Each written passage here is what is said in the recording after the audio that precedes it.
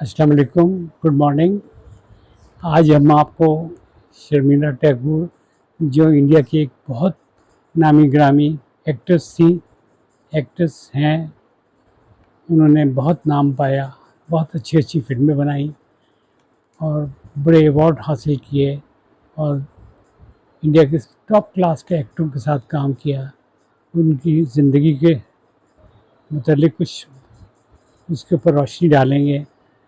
उनकी बायोग्राफी छोटी सी बनाई है मैंने, उसको आप सुनिएगा, इंशाल्लाह आपको पसंद आएगी।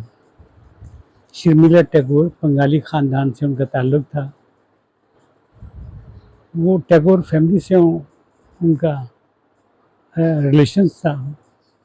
बड़ी मशहूर और मारूफ फैमिली थी। कानपुर में पैदा हुई, 1944 में वो पैदा हुई। घर में ही पढ़ाई लिखाई शुरू कर दी गई। उनके माँ बाप ने घर में ही उनके लिए पढ़ाई का इंतज़ाम कर दिया।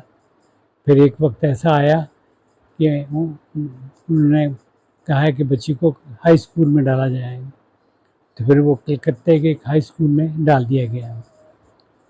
वहाँ पर वो अपनी पढ़ाई जारी रखी हुई थी। वहाँ पर उन्हें बंगाली कोई डायरेक्टर से उन्होंने उन्हें एक छोटा सा एक पिक्चर में छोटा सा एक पार्ट दिया, एक सीन दिया कि आप इसे करें।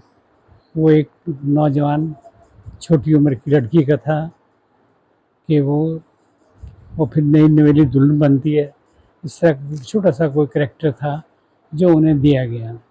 वो बड़ी खुश उसलूबी के साथ उन्होंने उसको अदा किया।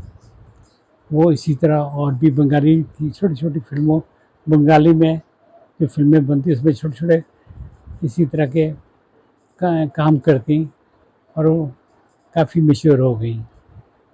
स्कूल वालों को जब पता चला तो उन्हें नागवार गुज़रा, उन्होंने उनका नाम स्कूल से ख़ारिज कर दिया। लेकिन शर्मिला जी ने अपनी तालीम को जारी रखा और दूसरे स्कूल में दाखिल हो गई। तो लेकिन वो फिल्मों में, बंगाली फिल्मों में तो काम कर ही रही थी, तो उनको एक हिंदी फिल्म में भी ऑफ़र हो गई, जिसका नाम था कश्मीर की कली।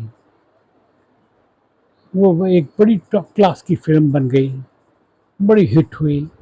उसमें उनका वो हीरोइन का उसमें उनका कैरेक्टर था और शम्मी कपूर उनके साथ हीरो थे।